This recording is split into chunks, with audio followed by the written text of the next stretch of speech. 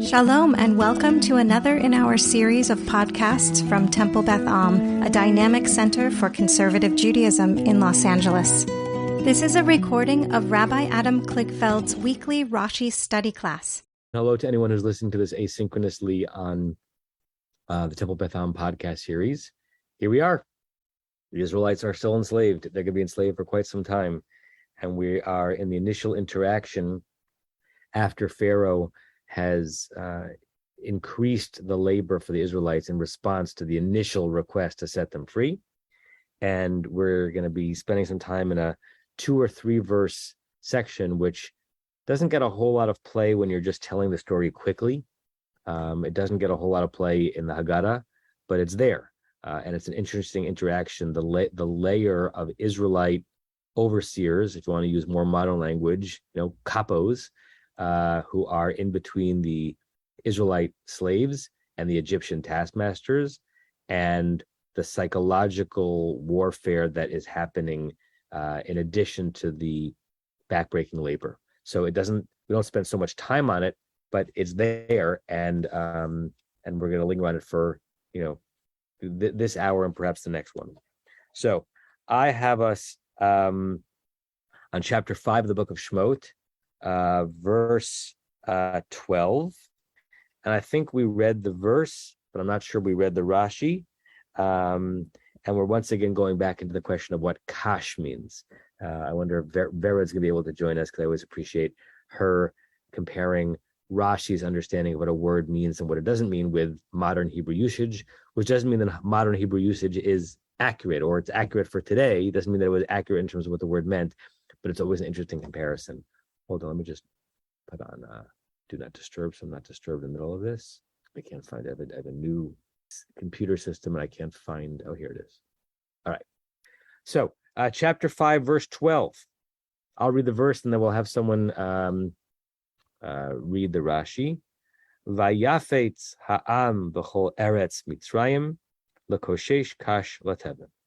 So as we discussed last week, the vayafetz, the root is nafatz, to spread out. Unafutzoteinu kanes. May God bring in all of our spread out members of community.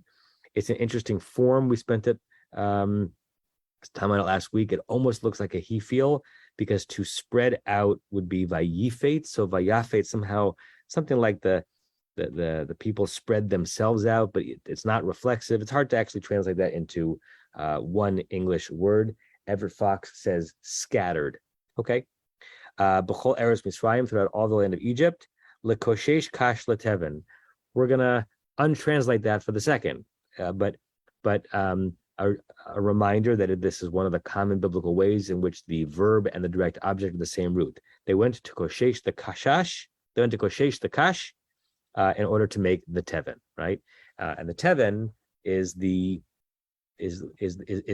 straw stuff that is going to be used in making the mortar. Okay, that's what the verse means in the basic pshat. And if you just look at Unculus does not retain the matching verb and direct object. V'it badar ama, the people spread out, b'chol ara de Mitzrayim, in all of the land of Egypt. Legabava gile, to collect. That gabava can be also related to the word gabai. Remember that a gabai originally was not someone who was calling someone up to the Torah, but a collector of taxes. Gile, strewn about pieces. Lativna. Tivna is the Aramaic for teven. So whatever lekoshesh kash means, Unculist divides it into 2 different words. Barry, your hand's up. I was trying to find where I'm going to refer to. Initially, this whole period begins Pharaoh telling the people that the Hebrews are up in this section next to the border, and they may bring in enemies, so that they're all condensed in one territory. Here, what's happening is like they're bursting and all over the land. So when the time comes that they're going to denude the Egyptians of their jewelry and their wealth and whatever before leaving, they're everywhere. Yeah, I mean, you're right. Pharaoh is concerned both about increase in numbers and increase in geography. If you go look back at chapter 1 of the book of Shemot, verse 9. Sorry, first go back to verse 7. Uvenei Yisrael paru vayishritzu. Paru, they were fruitful, they became more numerous.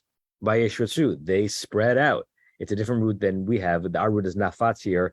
Sharatz is a root that, remember discussing it, it's related to the word sheretz, which is a creepy crawly, but it's a creepy crawly meaning it's everywhere. They swarmed. Vayirbu vayatzmu, they got numerous and strong, and the earth was filled with them. And therefore, in verse 9, Pharaoh says, Vayomer el amo, he says to his people, Hine am b'nei Israel rav atzum mimenu. As a result of their growing strong in number, strong in strength, and spreading out, he's getting nervous. This people, they're going to be even bigger, even stronger than us. Right? He's seeing them kind of take over.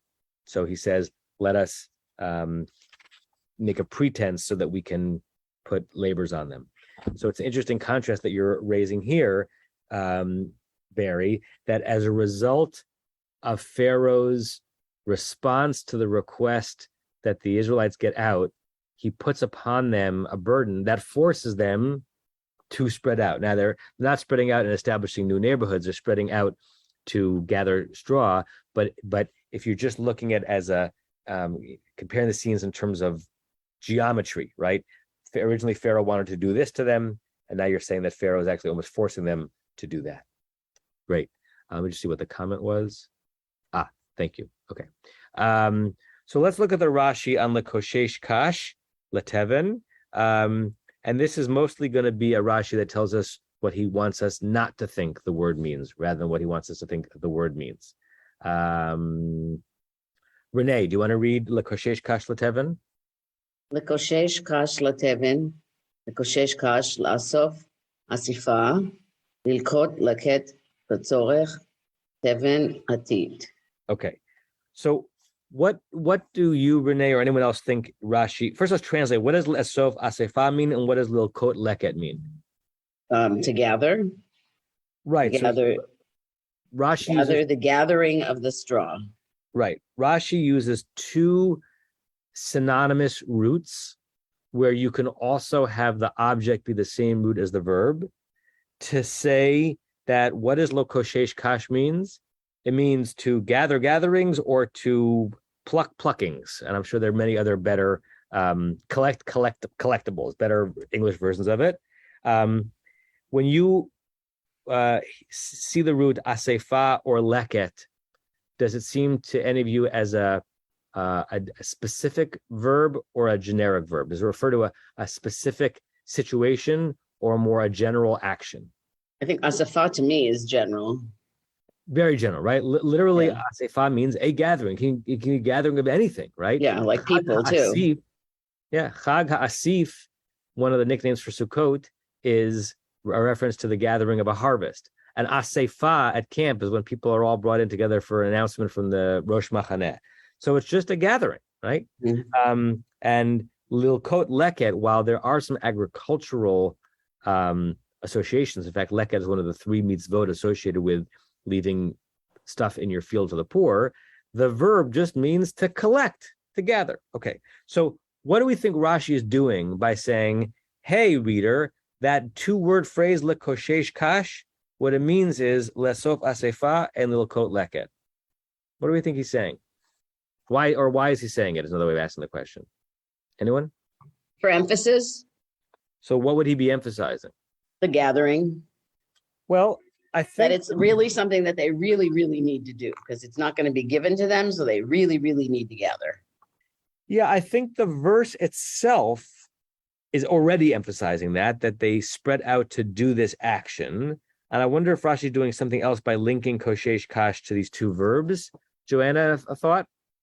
Not really going in the direction that you were, but I also think that it would be interesting to look up in a concordance how often we see the words la'asof, lilkot, and then our word here, likshosh. I think those other two are far more common. So I think what Rashi is getting at is, why don't we just use a word here that would be easy for everyone to understand and grasp at? And I think he's saying, because in this instance, it wanted to move away from a general term to a very specific term about this straw that will be used to make the clay. And I think that perhaps feeds into the story about how, the production is expected to maintain the same, and how they will no longer have access to the straw in the warehouse, but have to go collect it. So, really pointing in the direction of the story and using a very specific word that applies specifically to what is happening here. I have an interesting footnote that says Rashi uses two sets of verb-object pairs meaning to gather, a gathering. Sof Asifa most precisely explains the meaning of kashesh kash, but there's no example of such a phrase in Tanakh. The second set, lilkot laket, can be found in the Torah in Leviticus 19:9 and shows that such a verb-object pair is possible with reference to gathering. Yeah, so just to focus on what Joanna said first, it's an interesting read on Rashi. It's not my read on Rashi. That doesn't mean it's not the correct read on Rashi. And in this verse, there are no classic super commentaries on Rashi. So the Gur Aryeh and the Mizrahi and the folks who normally, and the Siftei Chachamim who normally do Rashi on Rashi, they're quiet here. So it's anyone's game. I actually read it, Joanna, almost the exact opposite. Rather than, by quoting Lesov Asifa Lilkot Leket to much more common verbs, as you're right, but not saying to us, it doesn't mean that, but actually using those words almost as defining Lekoshesh Kash, I wonder if he's telling us, you reader might wonder if Lekoshesh Kash is a very specific verb-object combination, which literally means to collect only straw. And I, Rashi, am telling you, no, it actually means something more generic. It just means to go collect stuff. And what are they collecting? They're collecting the stuff, Litsorech, for the purpose of Tevin, for the collection of straw, which eventually will be turned into teat, which would be not turned into, which would be combined with the teat, with the mud, to make the mortar. Why it's important for him to, whether your read is correct or my read is correct, it's an interesting question on it. Why it's important for Rashi to tell us that? Like, why can't we just have the image of, right, you want to read it that they're specifically collecting straw, or they're just going out on a collecting adventure, and all the stuff they're collecting is going to be, for the purpose of this this production? I'm not sure, but something tells me that by just quoting the more common and generic verbs, he's actually telling us, even though this verb looks specific, it's actually in a more general category. But unfortunately, we can't interview Rashi to know which way he was pushing us. Was there another hand up, Barry? Yeah, sort of continuing in the vein where I was previously. So here you have like a million individual hands grabbing stubble wherever they can. But then in an industrial way, but previously the Israelites, the Hebrews, just got the straw from the industrial activity of the Egyptians who provided it to them. Now the Israelites have their own industry where they collect all this stubble into large quantities that can be used for the making of the bricks. So they're organizing nationwide an industrial process, which gives them the capability later in the story to be of a greater scale than they were previously, just been a bunch of dispersed individuals. Yeah, thanks for that, Barry. Rick? Hi. Just something totally out there. While I was waiting for class, I was looking at Queen Elizabeth. It's 70 years this year that she's been ruling. So I just looked up Ramses, and he only made it 66 years. And her name is, her image is on these coins and money all over the world, and Ramses not. Anyway, then there was this Ozymandias, the poem that he's just the head of Ramses just sitting in the sand, and it's it's like, just deteriorating. So this straw, this clay, it all just goes away. That's all I wanted to say. I just thought I'd bring that up. Thank you. May long live the queen. God save the queen. But may the Lord keep Pharaoh far, far away from us. Right. And she's a benign ruler compared, it's just a major difference. She's not even a ruler. But to the extent that she's a ruler, she's mostly a benign ruler, an expensive benign ruler.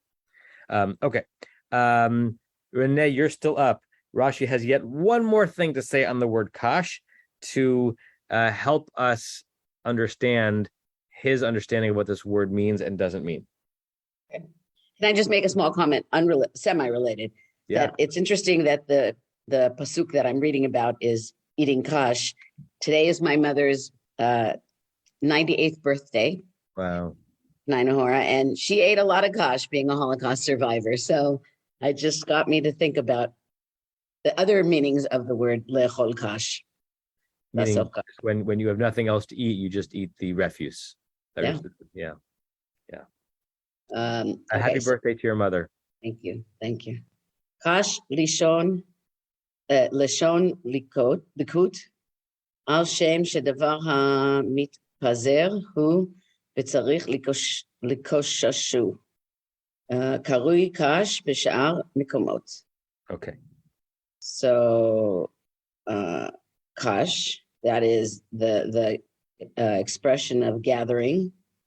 Right. And the word likut is the gerund of the PL verb lilaket, the thing which is gathered. So again, this is going back to the previous comment. This is what makes me think, Joanna, that Rashi's trying to steer us away from understanding kash as a specific root, because he's saying, you think kash means straw.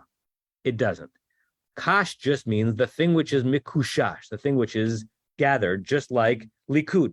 Likut doesn't mean a specific object. It just means the thing that is the object of the verb leket. And he says that why is what you think of kash called kash? The reason that you think the specific item called kash is because al shem, because that thing that gets scattered needs to be gathered. Right. So I couldn't think of an obvious English analog to this. Right.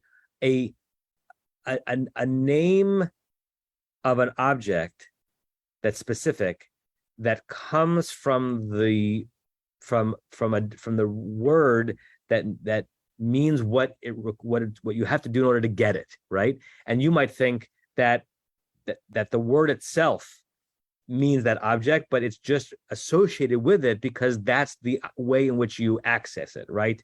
As if, like, this is a terrible example because it's not an example, as if the word apple doesn't mean apple. It's apple somehow is related to an English root that describes how you appleize something. That's why it's called apple, because you have to appleize it to get it. If someone can think of a good one, let me know. But that's what what's that? A quiz. A quiz. Say more. You take a quiz, but you're quizzing somebody. Yeah. But both of those words mean actually the same thing, meaning it's not like when you hear the word quiz, it means quiz because someone's quizzing you.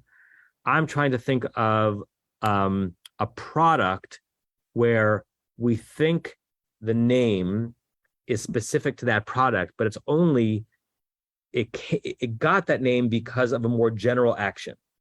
But maybe one will come to me. So I'm not sure quiz fits in the same category, even though, yes, quiz is a good English example of where the object and the verb match each other, right? How about mine and minerals? What about something like Kleenex? So mine and minerals, I actually had no idea those were related. Are those related, Larry? Are they called minerals because you mine them? I'm not sure which came first. In fact, it may well be that the word to mine came from minerals, but I'll look it up and let you know. Okay. It's something like that. Kleenex, I think you're talking, Barbara, about things that became the the word that was used, even though originally it came from a particular Xerox too. Yeah, Xerox. exactly. Yeah. Or yeah. Okay. So how did the word kash for straw, for this kind of kash to drink, how did that become kash from, was there any relation to this kash? yeah, what Rashi would say, haha, because Rashi never heard of a plastic straw, was the byproduct of part of the agricultural process or the leftovers that you think of as straw is called straw because in order to get them, you have to straw them. That analogy only works if the word to straw meant that in English, right? And once kash also meant the specific thing called the straw, well, what does a straw? What does straw on the field look like? The elements. Right, they look very similar. Yeah, very similar. So then in modern Hebrew, what are we going to call this? We'll call it a kash, right? But originally it's because it meant that thing had to be mikushash, had to be gathered. And what do you think he means? Karui kash b'sha'ar mekomot. That's the last thing that Rashi says. After he says that it's called it because it spreads out, he says it is karui kash b'sha'ar mekomot. What does that mean? In other places. It's called kash in other places. Other places. Why does he have to say that? What's he adding? Of course it's called kash in other places. I don't know, maybe lechol kash. You know, when people eat the bidui or whatever it's called, I don't know what the English translation of it is, but when the phrase lechol kash, it doesn't mean literally to eat straw, but it means it figuratively, I guess, right? Okay. So I have an answer. Yeah. Indeed, both mine and mineral come from Old French, interesting enough, and mineral comes from substance obtained by mining. So it's indeed an example of what you're talking about. Because mining came first. The word for mining came first, means to dig. And when you dig, what do you get? You'll get the stuff that you get from digging. Substance obtained by mining, which is what I think you were asking for. Yeah, great. Hold on one second. I have a new computer system and it's not letting me share my screen. So let me do that. Okay. I want to share something with you. Let's try this again. Okay, good. So there is a modern edition of the Rashi that brings us to this verse to make us understand what Rashi is saying in the last phrase, and it is connecting the word kash, Renee, to the root achal, but not the modern idiomatic expression, but a biblical expression or a biblical biblical idiom. This is Shirat Hayam, song by the sea, right? So going back a verse, you mean Chadonai Dari Bakoach, your right hand God has great power. You mean Chadonai Tirat Oyev, your right hand God smashes the enemy. Uvarov Goncha Taros Kamecha, in your great Gaon, in your great victory. Taharos, you trampled. Kamecha, those who came over you. Tishalach charonecha, you extend your charon, your anger, your fury. Yochlemo kakash, your anger consumes it. This is not a consuming like food, but like a devouring. Kakash, like straw. What's interesting about this verse is perhaps this is not, this is the word kash. Let me say it this way. In our verse, Vilkot Lekoshesh Kash, where you're coming upon the word in a context of gathering. So where you can wonder on our verse, does the kash mean the thing that is gathered, or does the kash mean the straw? But it's in our verse, according to Rashi, that association is made originally. In a few chapters, in chapter 15, the word kash already, I know Ein Mukdam Mukhar but Torah, there's no forward or backward in the Torah, but already by Exodus 15, kash is being used to mean a thing, even in a context where it's not connected to gathering, because it doesn't say that God, your wrath is going to consume all of the things that are gathered. That's not what it means here. It means straw. So Rashi basically accedes the point. He concedes the point that eventually kash means straw, but the reason it means straw is because of our verse, or because of what our verse, the words in our verse mean, which is that this is stuff which tends to be gathered. When all is said and done, have we illuminated ourselves that much about the story of the Israelites enslaved in Egypt? No, but we know a little bit more about the root kufshin or kufshin shin. But maybe because of the word kosh, because of the straw part, because it's straw and it's such a difficult thing, that's where the le'chol kosh came from. Because it's le'chol kosh is when you do something that's difficult, right? In modern Hebrew? Yeah. Yeah, and it's also interesting to wonder whether kash and koshesh are related to kashet at all, which means hard. I'm not sure if that might just be a coincidence. Barry? Yeah, I would just request that we end on the historical note that our Israelites, we have become an industrial nation as a result of this, and we're coming into the story in a new organizational perspective structure than we were previously. We're stronger. The Israelites in the scene are stronger as a result of that? Yeah. Because now we are developing an industrial scale of activity. We have to have gatherers. Yeah. We have to have collectors. We have to have an organizational way of providing all these large amounts of collected straw pieces to the place where the bricks are made. So we are now an industrial society rather than a bunch of farmers who are given straw to make bricks. Right, and how common is that, right, throughout history in large and small examples where the very crucible into which an individual or community is put that seems to be more onerous than the previous situation refines them, strengthens them, hardens them, right? I think we've mentioned this several times, this notion of interregnum in Eastern Europe between World War I and World War II. One of my professors at Columbia, Professor Michael Stanislavski, summed up interregnum by saying in Russia it was great for the Jews and terrible for Judaism. In Poland it was terrible for Jews and wonderful for Judaism. Right? There was very little oppression for the Jewish individuals in Russia between the two world wars, as the Russians were trying to Russify the Jews through the Evsektia, I think it was called. So actually they lightened the communal oppression, and they actually got in the way of the pogroms, but as a result, there was a flattening out and a diluting of Jewish expression, where as in Poland, it was not at all easy to be a Jew. Even before Nazism came up, it was not at all easy to be a Jew. Interregnum, the Polish version of anti-Semitism was present, and there were restrictions even before the Nuremberg laws were instituted, and it created a crucible from which we had the greatest concentration of Jewish cultural flourishing that we've probably ever experienced, right? So sometimes a system is strengthened when it is stressed. In fact, if you want to get a preview about a high holiday sermon that I might give, I've been thinking about it a long time. I was reading a book that is valorizing the idea of chosen suffering, right? Not suffering imposed upon you, but how psychologically and even physiologically, when we choose to engage in short-term, bearable suffering and discomfort, that on a cellular level and on a psychological level is probably making us healthier, right? This is not to be a masochist. This is not to self-abnegate.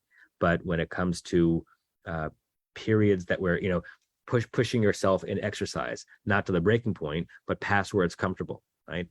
Pushing yourself in meditation, not where you lose a sense of self, but where you have to work hard to get there. The whole notion of intermittent fasting, right?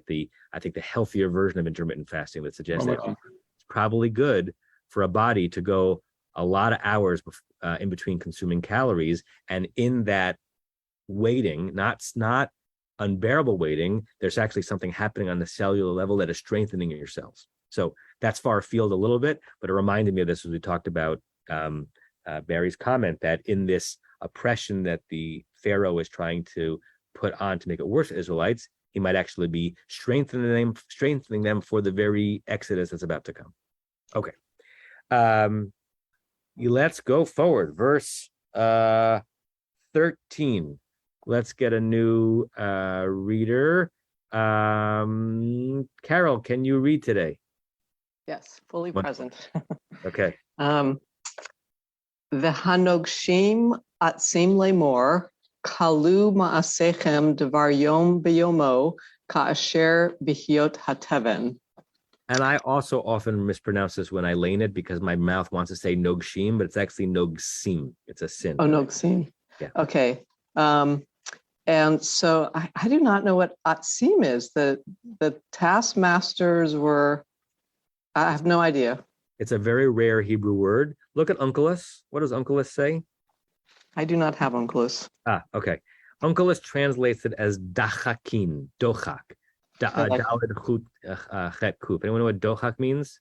It's not to pressure or something? Yeah, to pressure or to push, right? In fact, in halacha, you sometimes can make a ruling that's a little bit more lenient than you would in another situation because it's shat hadchak. It's a pressurized situation. I'll pull up, I pull up atsim on BDB. Hold on one second. And you'll see the verb. Where'd you go? Okay. So the root is, if you look up under atz, you won't find it. If you look at utz, you will find it. So utz, to press, to be pressed, make haste. Now that's an important thing because biblical Hebrew, we would know there's a difference between speed and pressure.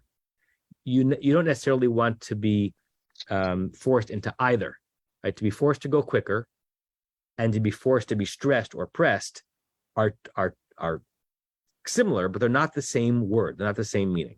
But according to the BDB, the root utz can mean both of those things, right?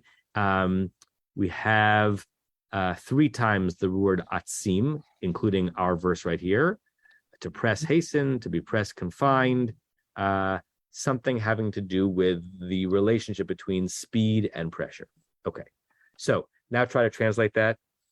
Okay, the taskmasters press them saying, and I don't know what kalu. I can't figure out kalu. Vayachulu, kol. What when it says vayachulu hashamayim, what does that root mean? Vayachulu hashamayim ba'aretz v'chol tzva'am. To complete. Finish. I was gonna say finish. Finish, complete. It's from the word kol, to make it whole, right? To holify, right, as a word, right? Okay, so the taskmasters were pressing them, saying, finish your work every devar yom bayomo, every day in its day. Something like that. It's very hard to render it into easy English, particularly because we don't know what the word devar means here, but something like a thing per day on its day, something like that. Kind of, I'm saying like when you had the straw. Correct. When the straw was provided, I'm assuming is what it's implying.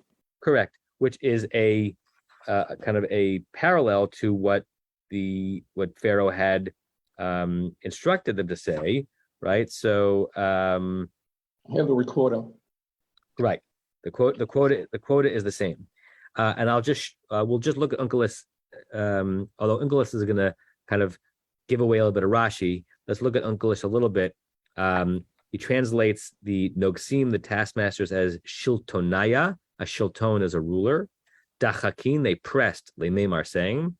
Ashlimu, right here you have in Aramaic an easier word than in Hebrew, right? Kalu might be unfamiliar, but Ashlimu from Leshalem, to complete. Ashlimu ovadechon, your work. Pitgam yom biyome. Pitgam in Aramaic is the same as davar in Hebrew in that it both means thing and word. Here it means thing, right? A thing on its day, a thing per day on its day, kemad dahavitun, as it had been for you. Avdin kad ityahav lachun tivna, when the grain had been given to you. So he in Aramaic he spells out the last phrase a little more clearly, right? The kasher bihiyot at heaven is very generic, as it was, as when the straw was. Well, when the straw was what? Unkelus adds it. When the straw had been given to you. Everett Fox translates this verse, but the slave drivers pressed them hard, saying. Interesting. We'll talk about why he says the word "but" here, because it's not obvious to put in a "but" here. But the slave drivers pressed them hard, saying, "Finish your tasks each day's workload in its day. That's how he does Devar Yom B'Yomo. Each day's workload in its day, as when there was straw. Okay. So let's linger on this. Questions on the verse, comments before we look at Rashi. Oh, thanks, Joel. That's the only other use of that root in all of Torah? Huh. Okay. Yeah, there's others in there's one in Torah. Great. So they worked hard, regardless of whether it was the straw that they were gathering, that all the other tasks that they were doing, they worked equally as hard as when they were gathering kash. Say that again. That all of the things that they were doing, all of the work assignments that they had each day, they were working equally as hard in those tasks as they were working when it was the kash. Yeah, and they had to produce the same amount, the same quota as when they had been given the basic instruments, and now they're not being given the basic. So they ate a lot of kash. Yes. Joanna? So I think the but is really interesting because if verse 14 starts with but, then it's relational to verse 13. So then what do you make of that? You mean 12 and 13, I think not 13, 14. Oh, sorry, 12 and 13, right? Sorry, 12 and 13. If 13 starts with but, then it's relational to 12. And then, so, I'm thinking about like some of the stories I've heard about, when African Americans were enslaved, and like one of their favorite things were, the opportunities that they had to be on an errand away from the house, because then they had a moment of freedom. So 12, taken a little bit out of context, could possibly be understood as like, oh, they had a moment to breathe. They got to go all over Mitzrayim and they had a moment to breathe. And then the taskmasters come and they say, you don't get to go spread out all over Mitzrayim and take a moment to breathe and now make a case that you need time to collect straw. Hurry up. Your job is even harder now. You've got to come back and produce the same amount. That's a great comment, Joanna. And I think that is a proper interpretation of Everett Fox's interpretation of these verses, right? Because if you read them as a couplet, and it wouldn't have been my instinct at all. The people scattered throughout all the land of Egypt, gathering stubble, gathering for straw. But the slave drivers pressed them hard, saying, finish your task, each day's work in its day as when there was straw. Your comment brought me back to me, one of the worst scenes in 12 Years a Slave. I'm assuming most of you have seen that movie, where the character played by Lupita Nyong'o, I think that's her name, one of the female slaves on the plantation where Solomon is working, and like she's quote unquote the favorite of that slave owner, but it's not a good thing to be a favorite of a slave owner. And she's missing one day, and she comes walking back into the plantation, and he lays into her and ultimately whips her in one of the more devastating scenes you'll ever see in a cinema. And where had she been?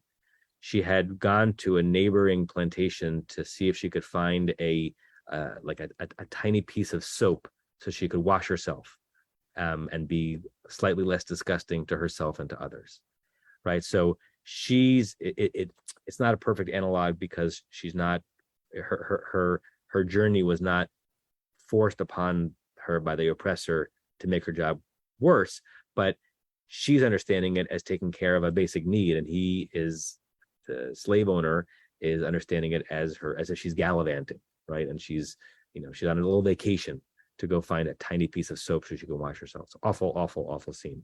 But that's what it brought me to when you read Everett Fox that way. Of course, you don't have to. So let's do the opposite. If there's no but, if verse 13 does not begin with a but just directly, the people scattered throughout all the land, gathering stubble, gatherings for straw. The slave drivers pressed them hard, saying, finish your tasks. It's a slightly, there's less contrast between those two verses. And then verse 13 is simply saying, yeah, that's the situation. They were gathering. And while they were gathering, the taskmaster is saying, okay, finish up, because you still have just as much work to do as you had to do yesterday, except now you're starting later in the day, and you're starting later today because you had to go gather straw. Good. Anyone else on this before we look at Rashi? Okay. Carol, you have a one-word Rashi, Atzim. Atzim, Dohakim. Okay. They're pressing them. Pressing them. So I want to show you something. Let's see if I can put it up here. Yeah, okay. Because Rashi here is either saying something or nothing. And we always try to assume that he's saying something. So either this is Rashi and this is the Siftei Chachamim, which is a commentary on Rashi. Either Rashi is simply just translating. You don't know that root, reader, because there's only one other use of it in all of Torah. I'll tell you what it means. I'm just defining terms. Dochakim. According to the Siftei Chachamim, even in this one word Rashi, he's not just telling you what it means. He's also making sure you don't think it means something else. Rotzelamar, which is say, Kedei Shelot Yifreshu, so that you don't interpret oto it, lemor or lashon, mihirut, so that you don't interpret as meaning speed. So I hear the Siftei Chachamim, who obviously are living way before the BDB, but understands Hebrew the way we do, saying, this is not that Rashi didn't think that you knew the word. It's that Rashi thinks you know the word means two different things. You know the word means to press, to pressure, and the word means to hurry. And while they're related, not the same thing. So he says, reader, which version of Atzim does it mean here? Specifically press, not hurry. This was not about go faster. This was just laying on of authority, right? Like the presence of the taskmaster is itself oppressive, right? Even if the taskmaster is not saying go and finish this quicker, that's what the atz here means. Anyone go up in a house in which utzing was a Yiddishized word, right? What did utzing mean, Alan, in your house? You're muted. You got to unmute, Alan. We don't hear you. Hang on. Yeah. You're muted again. There you go. Nope. Now you're muted again. Again. Okay. I'm unmuted. Okay. The utz is like encourage you, constantly reminding you, haranguing you almost. Is you're utzing you to do this. It can sometimes mean encourage. It was utz. You're utzing. You're reminding, saying, do it already. Correct. Utzing you to do it. Correct. I grew up with that sense of utzing, and I wonder if that Yiddish utzing is related to atzim here, to press or to push, right? Utzing also, my mother used it to mean to complain. Like if I was in a whiny mood, she'd say, "Why you utzing?" Which is not the same thing. And who knows how these words actually end up meaning what they mean in a particular family or culture, independent of the raw etymology. But I'm glad I'm not the only one who was utzed as a kid. Okay, Alan, your hand was up anyway. Yes, there was. I wanted to something I just realized about the verse, that it's the in 12, that it's the Noksim, the Egyptian people that are initially starting it, but it's the Shotrim that tell them, the Israelite Shotrim that are telling them to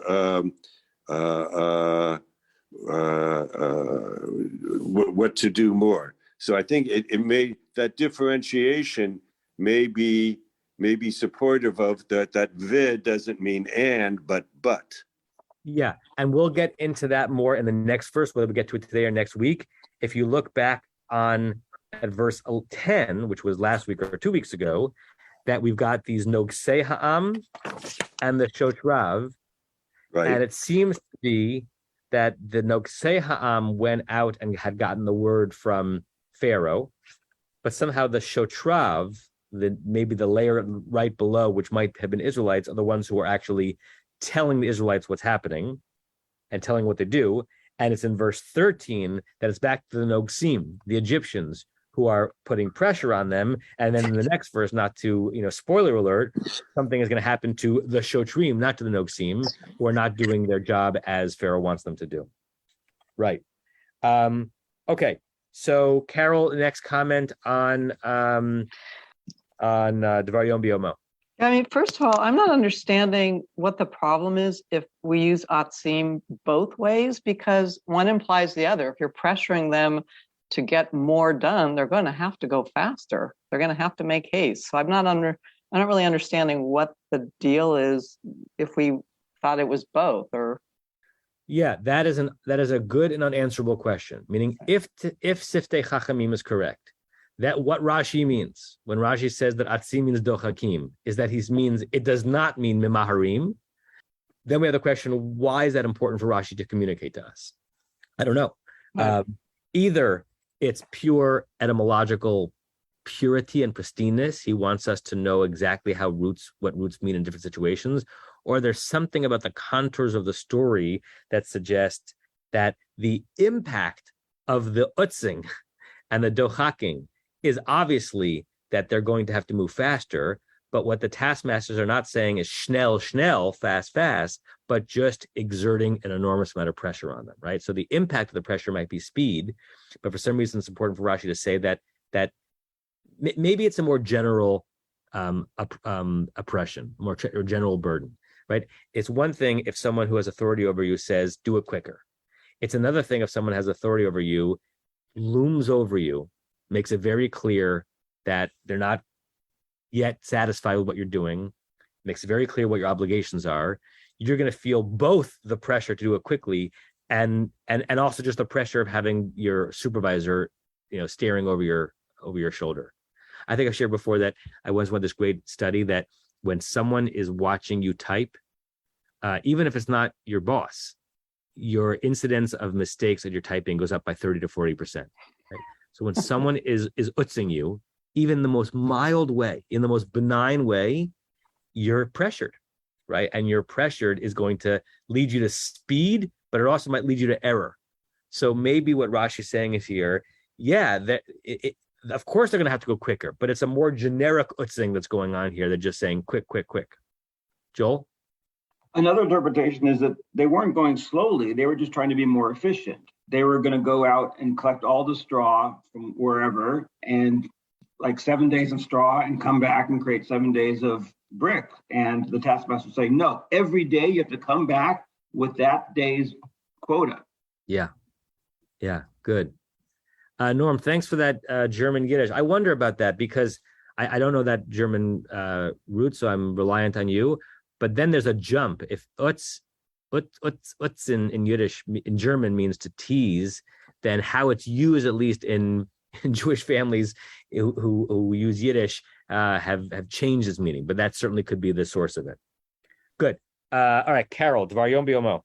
Okay, Dvar Yom B'yomo. V'cheshbon shel kol yom kalu b'yomo ka'asher asitem b'hiot hateven muchan.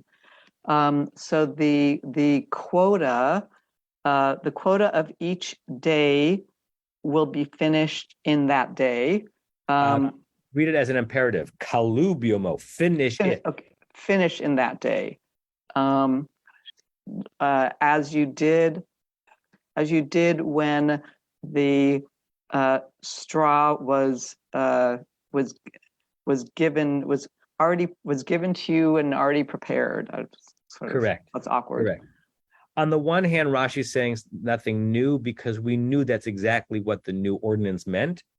I wonder if he's adding something else here in the specificity of Dvar Yom B'yomo, and it's on my mind because I was talking to some rabbinical schools.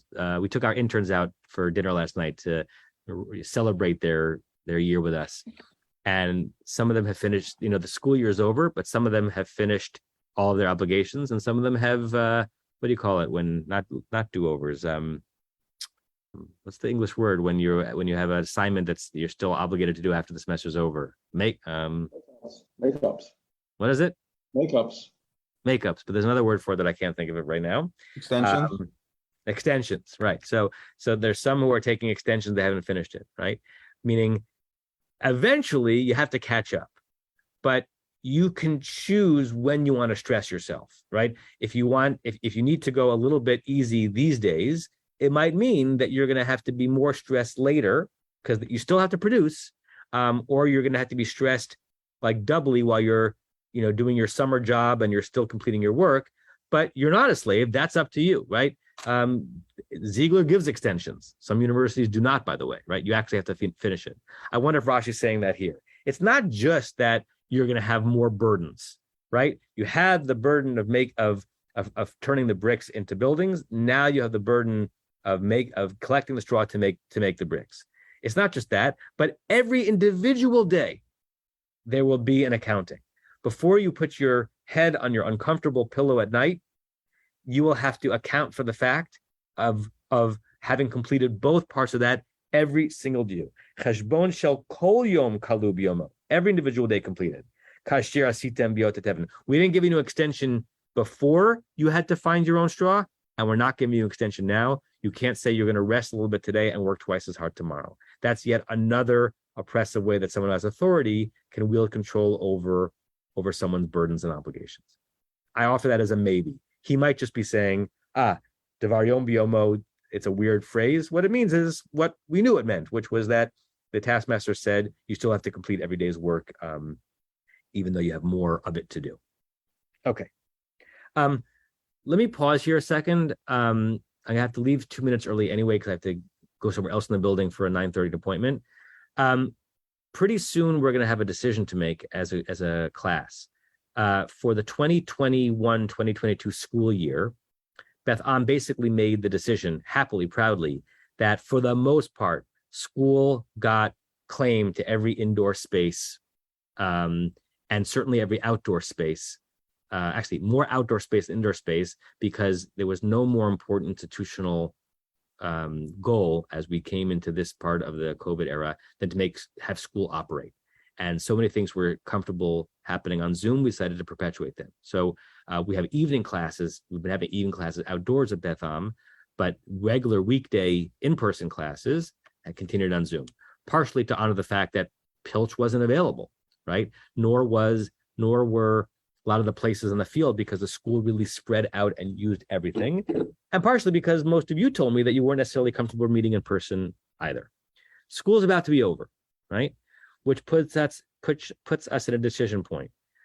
I hope you all agree with me that while it is wonderful that you all can do this from the comfort of your home, and I think we're always going to be making Zoom a possibility, because we love the fact that Joanna and others join us from wherever they are in the world, and I don't think we're going backwards on that. I hope you'd all agree with me that at some point in the indefinite future, our studying together in person is a goal, right? It's a weird time to be talking about this, because on some level, the numbers of COVID incidents are higher than they had been when further restrictions in place, but society somehow doesn't seem to be nearly as sick as it was back then. And, we're going in and out of masking regulations, things like that. I'm wondering, I don't want answers now, but I'd be interested in people sending me emails with their thoughts about whether or not we want to experiment this summer. As soon as school is over, Camp Keshet uses much less campus space than school does. On school days, there are 550 kids on our campus. Camp Keshet, the most, there are about 120 kids on campus.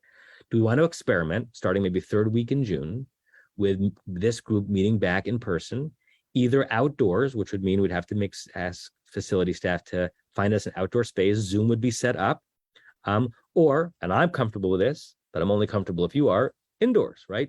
Meeting in Pilch, those who want to mask can mask. If there is a new indoor mask obligation imposed on this campus, which there isn't yet, but we're discussing it, then we'd all have to be masked. Do we want to try that? To me, it only makes sense to try it if most people are in person, meaning I'm going to be comfortable with hybrid teaching in person. Even if there are one or two people that we're zooming out to the world, great. But I don't want to be in a long-term situation where we have 10 people in person, 10 people on Zoom. It's very hard to interact that way, right? Joanna and others will always be welcome in this class, but once we go back to in-person, just the focus of the energy of the room is going to be in person. So if most people in this class are comfortable with that, I think it's worth experimenting. If we're still about half-half, then we probably shouldn't make that move. So think about that. If you have strong thoughts about it, let me know. And maybe next week's class, we'll leave a little more time to even discuss it and share. We could start this, like next week is the last week of school. So 2 weeks from today, there's plenty of place on Temple Beth Am's campus, outdoors and indoors, for us to meet. Okay? Any questions on what I said? I mean, I'm not interested in the comments yet, but any questions on what I said? Okay. So let's call it, because the next verse is a long verse. We wouldn't even be able to read and translate the whole verse. Let's call it here.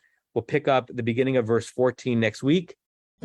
You have been listening to another in our series of podcasts from Temple Beth Am, a dynamic center for conservative Judaism in Los Angeles.